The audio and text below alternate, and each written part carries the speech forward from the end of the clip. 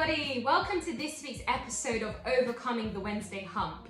For those of you who are new to these videos, they're designed to do just that, to help you to overcome that midweek Wednesday feeling of lethargy. When you're halfway through the week, your motivation levels are starting to wane and you're asking yourself, how am I going to get through the rest of this week?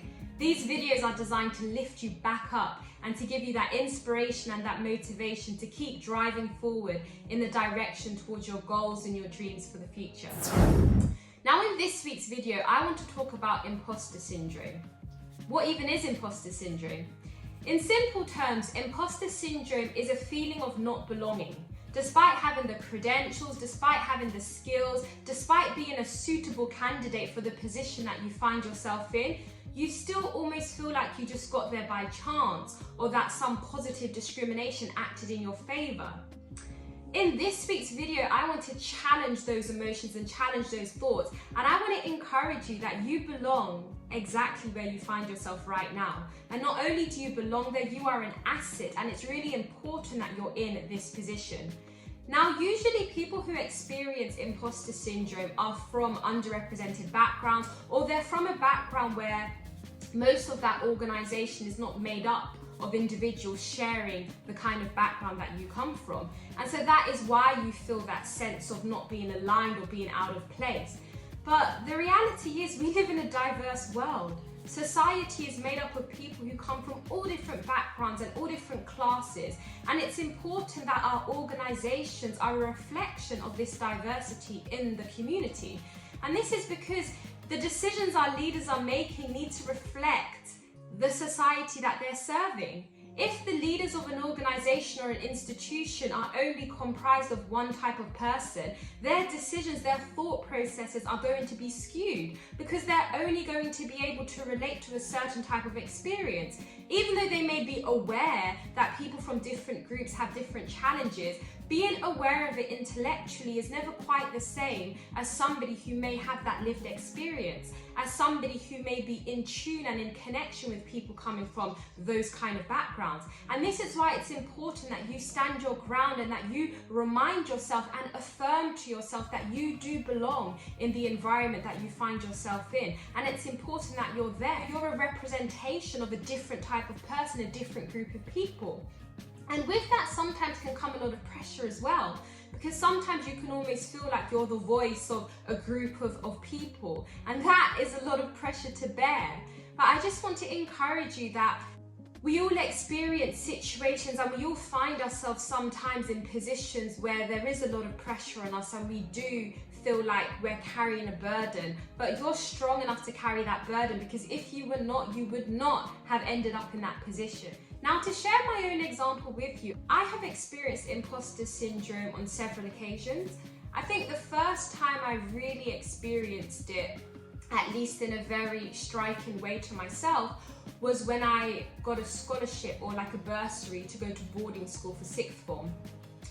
This was my first time entering the private education system. Prior to that, I had only been educated in state schools. And I was going into an environment where the people were from a very different background to my own. And I felt that difference. I felt that difference in many different ways, shapes and forms. And for those 2 years while I was being educated at sixth form, although it was an amazing experience, I was contending with those emotions of imposter syndrome throughout the whole duration of my time there. I felt very different. I felt like I couldn't always relate to the people. I was worried that maybe they had different stereotypes about me. I was dealing with all these different emotions, and even though it was uncomfortable, what helped me to stay consistent, what helped me to get through, was focusing on the vision, focusing on my reason for being there, which for me was because I wanted to become a doctor. And I'm so grateful for that experience, because you know, when you have an experience for the first time, it's novel, it's a new experience, and so the response that you may have to that emotionally is always a lot more exaggerated than it will be in the future when you encounter experiences that are similar to that. And that's because, you know, you've already previously had that kind of experience, so you already start to develop coping mechanisms and you've already kind of thought about how to get through. So when you do encounter it again in the future, it's never as bad. And for me, that was almost like a training ground. Sixth form was like a training ground because I would go on to have many more experiences where I fell out of my depth, where I was the only one from a certain background, where I was representing an underrepresented group of people. And even though these experiences can feel uncomfortable and you can definitely feel like you're outside of your comfort zone, I want to remind you that that feeling of being outside of your comfort zone, that feeling of being uncomfortable is sometimes a very good sign. It's a sign of growth. It's a sign that you're venturing into new territories and new environments that are going to help you to develop into the leader or the individual that you're becoming. And in addition to that, as I've already touched upon, organizations and institutions need to be diverse. They need to be able to have team members and boards that are made up of people from all different types of backgrounds so that various perspectives can be considered. And in addition to that, it allows you to be a role model. It is so empowering when you can look up to somebody who comes from a similar background to yourself and you can see them in a position of leadership, because it makes a young person growing up say, wow, if they can do it, so can I. When I was growing up, I struggled to find a suitable role model, somebody whom I could relate to. And it was only when I came across the story of Ben Carson, who at his time was one of the world's best neurosurgeons. He was a black man and he was from a very underrepresented background. He grew up in a single parent home. His mother was illiterate. She didn't know how to read or write. And yet he just went on to soar like an eagle. He got scholarships, he studied at Yale, he was a consultant at the age of 33 at Johns Hopkins Hospital, which was one of the best at that time. He led the first successful operation to separate Siamese twins. When I came across Ben Carson, when I read his story, I was just in absolute awe. I finally felt like there was somebody I could connect to. I didn't meet him in person. I hadn't watched any of his videos or any of his talks at that time. I was just reading the book. But through his book, he became alive to me. Through his book, he became a relatable mentor that I never met, that never had a conversation with me, yet had such a profound impact on my life because he showed me that it's possible.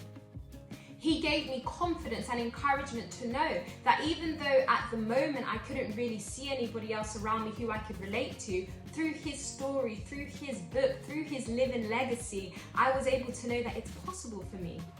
So I want to challenge you by asking, could you be the Ben Carson to somebody else? Could you be an individual that people look up to and say, wow, because you did it, I can do it too?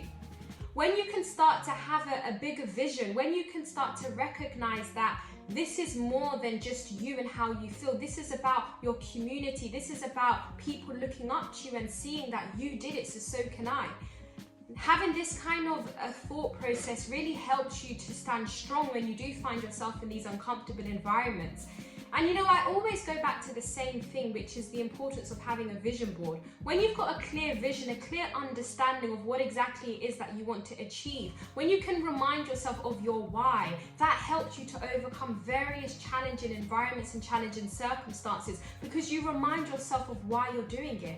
To use myself as an example, when I have found myself in these environments and situations where I feel out of my depth, I always remind myself of my why. I remind myself that I want to be a role model. I want to be encouragement to another young person to know that they can do it. I want people to look at me and to say, wow, because Leanne was able to do it, I don't need to use excuses. I don't need to allow my background to be an excuse or my family to be an excuse or any of these different social constructs. They do not need to be an excuse. They do not need to limit you. You can rise above. You can drive forward. You can achieve the dreams that you have in your heart.